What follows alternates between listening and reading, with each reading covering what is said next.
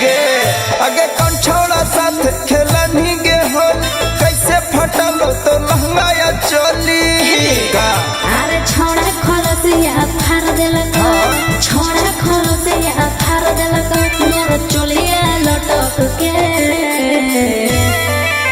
डरे बरा छोड़ा डाल देला कोई रंग ढोलिया में पटक के डरे बरा छोड़ा डाल देला कोई रंग ढोलिया में पटक के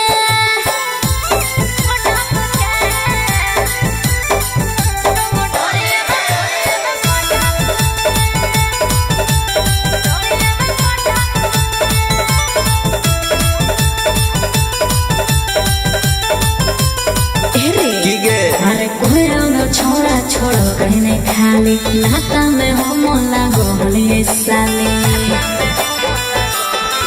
आगे कहाँ कहाँ छोड़ी दिल को दर दिया थपले ही पूरे बदन में हर दिया पिचकारी के पानी ढार देलक पिचकारी के पानी ढार देलक खलसिया लटक के डरे बरा छोड़ा डाल देल कोई रंग ढोलिया में पटक के डरे बरा छोड़ा डाल देल कोई रंग ढोलिया में पटक के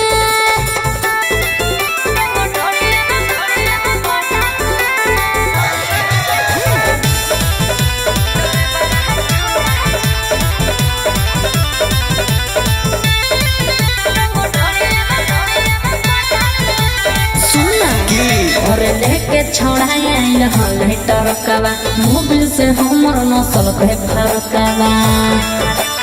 ए आगे काहे ने छोड़ी तू रहनी बचा के लगा हम आ जाऊ लेल को हम चाके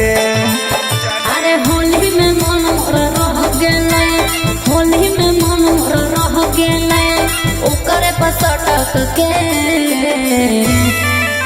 डरे बरा